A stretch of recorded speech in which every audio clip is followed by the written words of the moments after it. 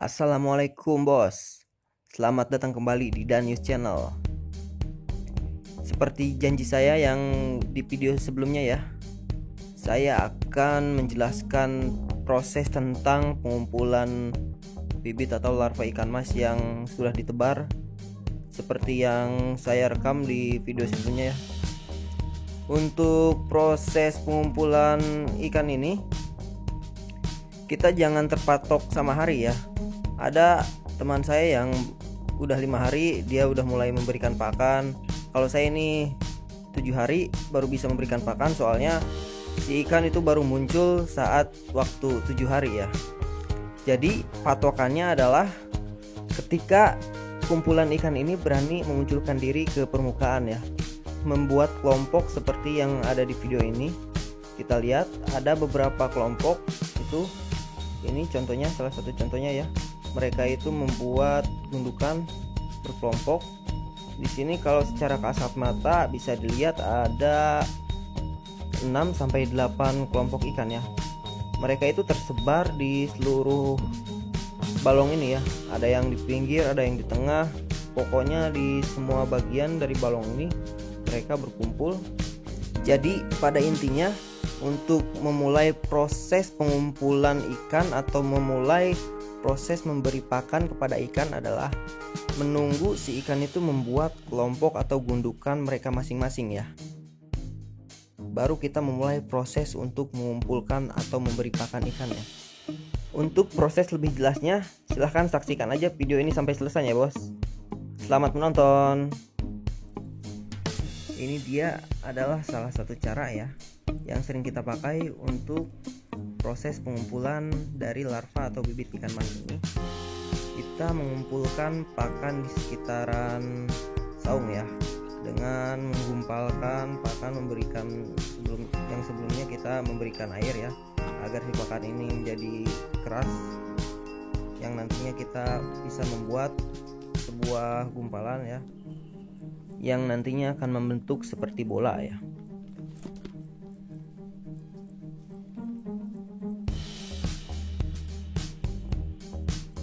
Di sini kita mengaplikasikan pakan tersebut menggunakan sebuah tali, entah itu benang kasur atau tali gujer.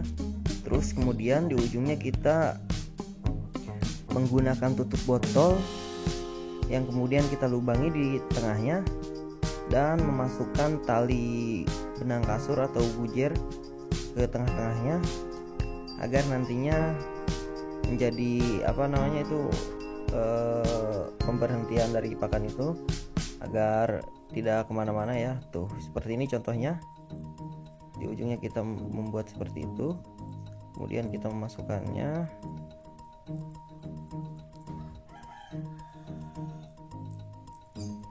Kita tekan-tekan lagi ya pakan yang sudah kita buat seperti bola ini, agar nantinya tidak hancur dan jatuh ke bawah. Fungsi dari tutup botol tersebut agar si pakannya tidak jatuh ke bawah ya.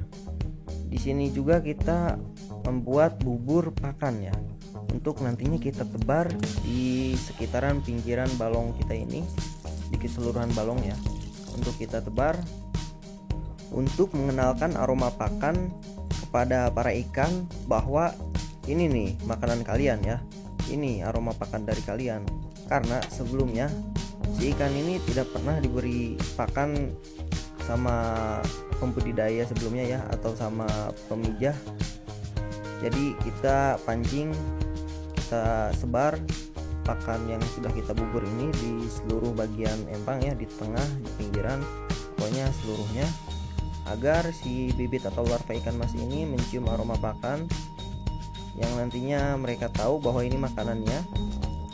Ini sebelumnya mereka membuat kumpulan ini, mereka itu memakan plankton dan lumut-lumut yang ada di pinggiran ya. Jadi saksikannya bos, seperti ini prosesnya untuk penebaran bubur yang kita buat ini, bubur pakan yang kita buat ini, untuk kita tebar di keseluruhan sisinya.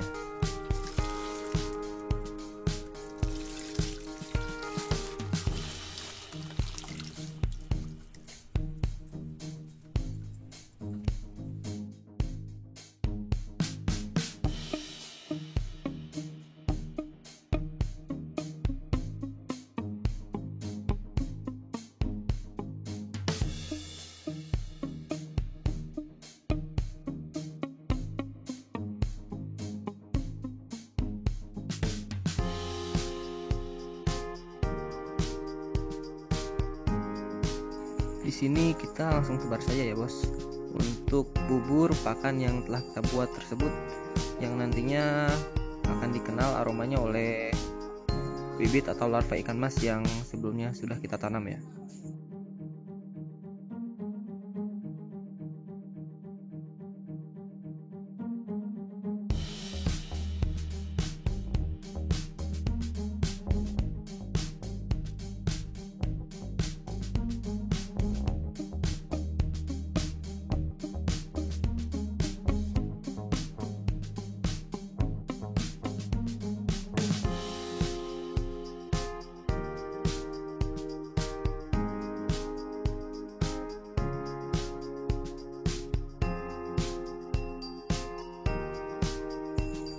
Nah, ini dia bos. Sudah ada beberapa kelompok bibit atau larva ikan mas yang mulai mengumpul di sekitaran pakan yang kita gantung ya. Oke bos, ini dia kita memasuki hari kedua ya. Untuk proses pemberian pakan atau proses pengumpulan ikan tersebut. Jadi kita langsung gabung aja videonya ya. Di sini kita masuk ke proses untuk mengalirkan air ke balong kita ya. Kita di sini meminta bantuan kepada mamang saya untuk membantu membetulkan aliran air yang nantinya terus mengalir 24 jam ke balong saya, karena ketika kita memberikan pakan otomatis air yang ada di balong kita itu menjadi keruh karena pakan tersebut ya. Jadi harus 24 jam full air itu mengalir, dan harus ada tempat pembuangannya juga di balong tersebut.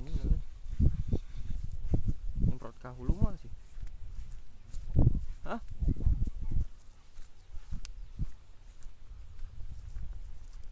Coplok kan amat sih teh. Soalnya nyemprot sih di tengah empang maneh na cai teh.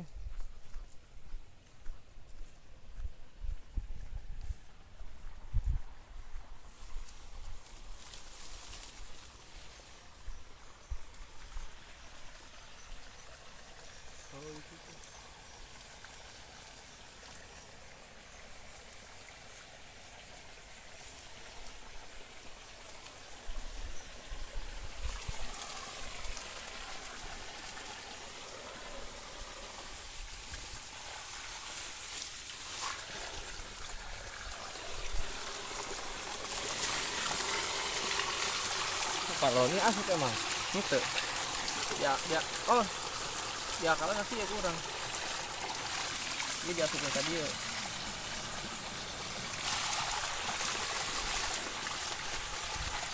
Iya kemarin ya kalau nak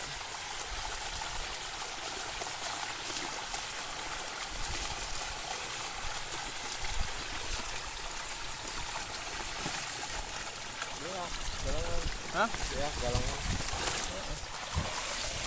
Nah, terus ya asupin lah we atuh. Naon nak? Iya tadi ya.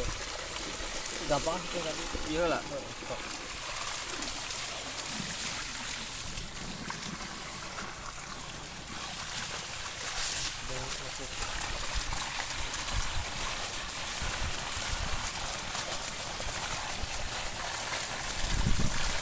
Puterkan. Perang anak ternyata. Nah, itu kan ikan tengah kan.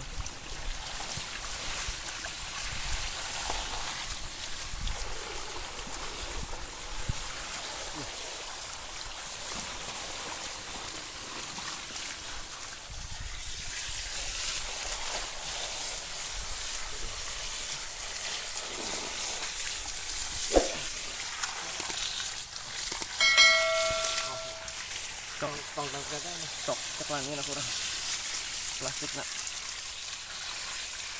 Ini sok kain. Di yang isi ya, di wae.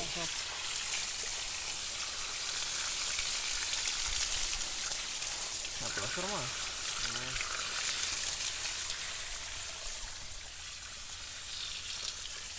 Angkat Rik.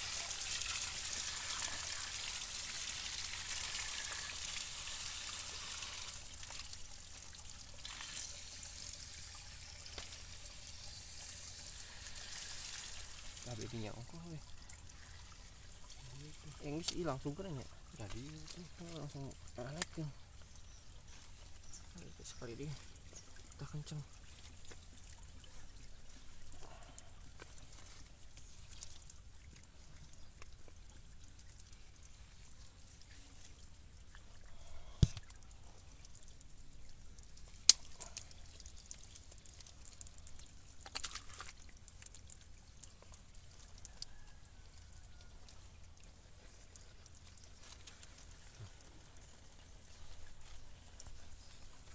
Untuk aliran air yang terus mengalir 24 jam ke balong saya ini, saya memanfaatkan dari aliran air sungai yang ada di Tarum Timur ya. Tarum Timur yang tempat biasa saya memancing ikan keting, belida dan semacamnya. Di situ kita memanfaatkan air dari aliran Tarum Timur tersebut. Di sini kita juga membayar pajak untuk mengambil air dari Tarum Timur itu ya, karena Tarum Timur itu pada dasarnya adalah milik pemerintah, jadi kita wajib untuk membayar pajak setiap tahunnya kepada pemerintah karena kita telah mengambil air yang ada di aliran air Tarum Timur tersebut ya, dikarenakan aliran air dari Tarum Timur tersebut digunakan untuk pembangkit listrik di sekitaran wilayah ini. Jadi ada baiknya kita membayar pajak karena kita mengurangi debit air yang seharusnya digunakan untuk pembangkit listrik ya.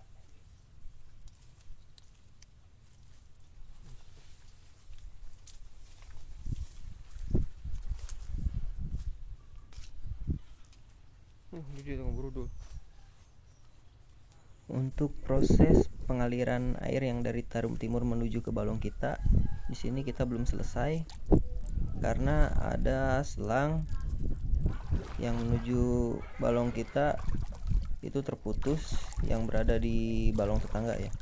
Jadi kita terpaksa harus nyebur ke balong tetangga untuk membetulkan selang yang putus di balong tetangga tersebut.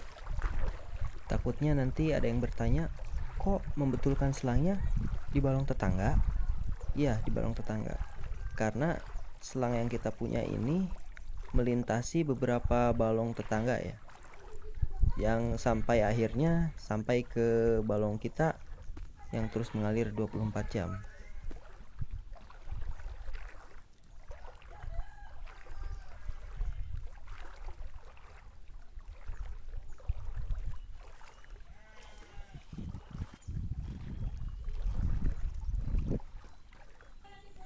Sebenarnya selang ini sebelumnya kita sudah servis ya, atau kita sudah betulkan sebelum kita mengisi ikan ke balong kita, atau setelah kita memanen kita langsung betulkan selang ini.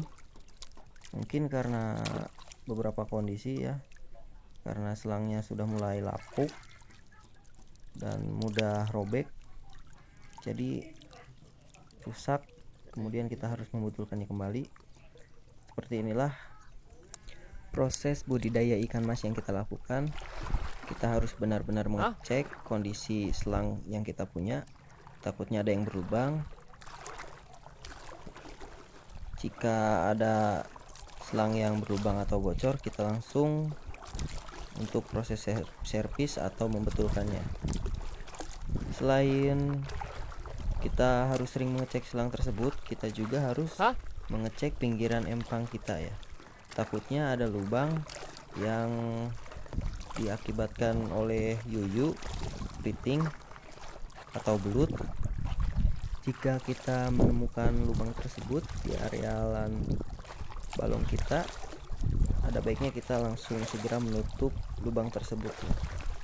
Takutnya ikan yang kita punya di balong kita akan kabur ke balong tetangga, atau ikan balong tetangga yang lebih besar dari ikan kita kabur ke balong kita. Bukannya untung, tapi malah buntung, dikarenakan kalau ikan dari balong tetangga lebih besar dari ikan kita, nantinya ikan balong tetangga akan menjadi ikan predator yang membunuh ikan-ikan kita yang lebih kecil.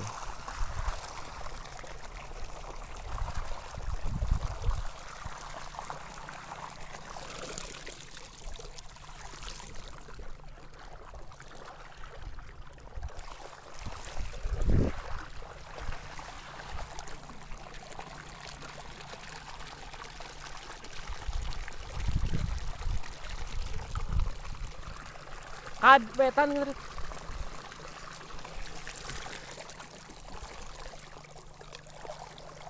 Hari nyokot sambungan. Ayah di saung. Oh.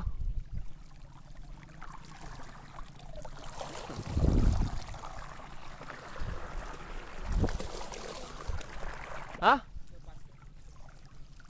Papai kemana selangna tuh? Papai selangna bising kabur. Iya nih, sing kabur.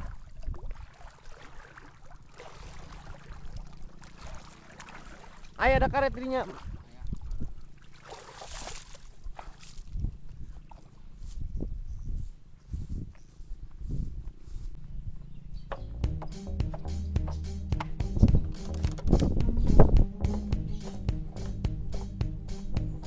Di sini kita sudah mempersiapkan beberapa pralon ya untuk jaga-jaga bila mana ada hal yang tidak diinginkan seperti saat ini, yaitu selang kita pada bocor dan pada terlepas. Jadi kita menyiapkan dari jauh-jauh hari potongan pralon untuk nantinya bisa kita tambal ke selang yang kita punya ya.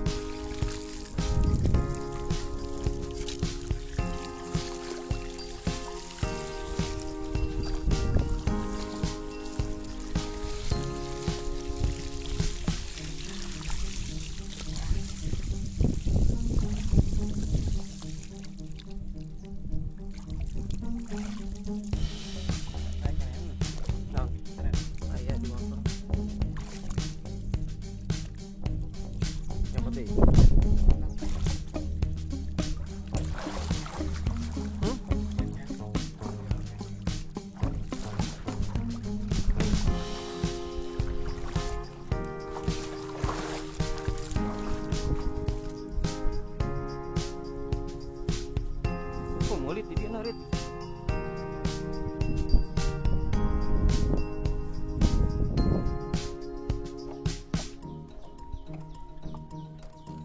Akhirnya selesai juga ya bos untuk proses mengalirkan air 24 jam full ke balong kita.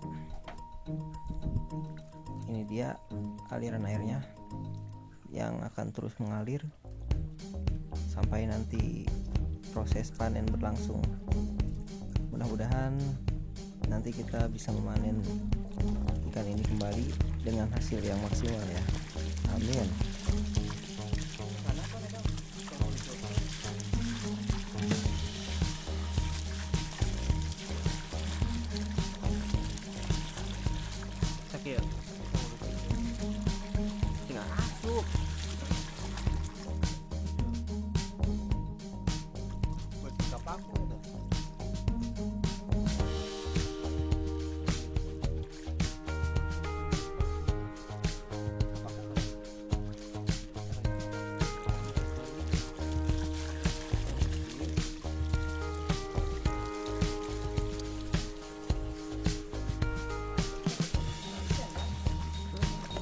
Iya mah budak, saya nih.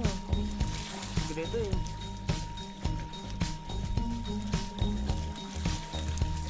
Di sini kita masuk kembali ya ke proses pemberian pakan atau menggantung pakan untuk memancing ikan-ikan yang tersebar di balong ini untuk nantinya bisa berkumpul di arealan saung yang nantinya agar lebih gampang untuk memberikan pakan. Di sini saya untuk melakukan proses pengenalan pakan untuk menebarkan pakan di keseluruhan balong ini, saya 2 kali melakukan penebaran, dan kemudian di hari ketiganya saya tinggal menggantungkan saja dan menunggu ikannya pada muncul dan berkumpul di sekitaran saung ini.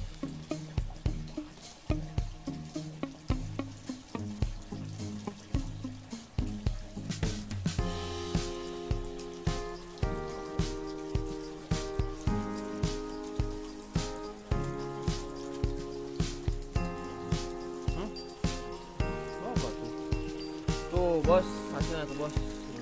Udah pada nyamperin, hah? Or Kang biasa sih tebari di aur dong. Sakit lagi kan gantung. Kayak gitu. Ini tahu kan. Ah.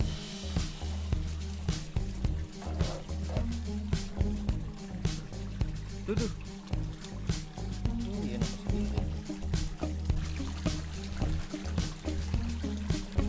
Di sini selain menggantungkan pakan untuk memancing ikan pada datang, kalian juga bisa menebarkan pakan ini sedikit demi sedikit untuk memancing ikan yang nantinya supaya mereka itu lebih berani ketika berinteraksi dengan kita ya. Di sini untuk menggantungkan pakan tersebut, yang sebelah kiri itu yang berwarna putih kita menggunakan kain kelambu, kain bahan kelambu ya. Kita custom atau kita buat sendiri. Yang tadi biru kita menggunakan jaring atau waring dengan lubang yang kecil-kecil ya, atau orang Sunda bilang itu krep katanya. Di hari ini ikan milik kita belum, malah tambah sedikit yang muncul. Mungkin karena mereka takut dengan aliran air tersebut, atau mungkin karena belum terbiasa. Kalau nantinya sudah terbiasa, nanti para ikan tersebut ini akan berlarian di aliran air ini, akan melawan arus dari aliran air dari selang tersebut ya, yang akan membuat si ikan lebih sehat untuk berolahraga lah kalau versi manusianya.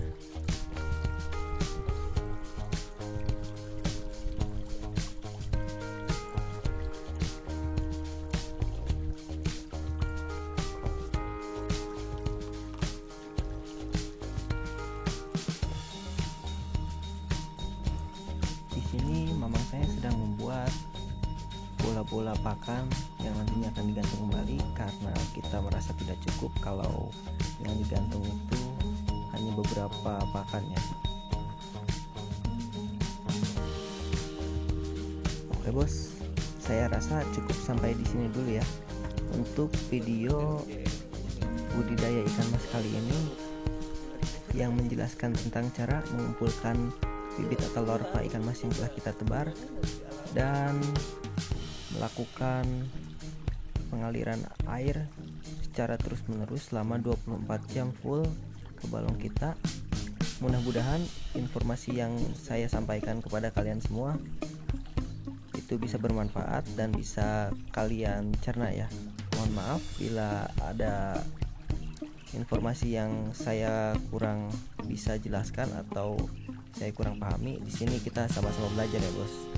Jika ada yang kurang dari video saya atau proses budidaya ikan mas saya, mohon dikoreksi di kolom komentar yang nantinya akan saya benahi. Di sini saya tidak bermaksud untuk menggurui tentang proses budidaya ikan mas tersebut ya. Saya hanya ingin berbagi pengalaman saya selama melakukan budidaya ikan mas. Mungkin di video saya yang saya buat kali ini atau di video yang akan saya buat di lain hari itu ada beberapa hal yang belum kalian ketahui atau ada beberapa hal juga yang belum saya ketahui. Maka dari itu kalian bebas berkomentar, koreksi apa yang salah dari video saya. Bila ada yang salah, mohon maaf ya. Karena di sini sekali lagi saya juga sedang belajar untuk proses budidaya ikan mas ini. Jadi di sini kita semua sama-sama belajar ya. Entah saya, entah kalian penonton saya, kita semua belajar. Jika ada yang salah dari proses budidaya ikan mas saya, mohon kasih tahu. Itu adalah informasi yang sangat penting bagi saya bila mana ada yang salah dalam proses budidaya ikan mas saya.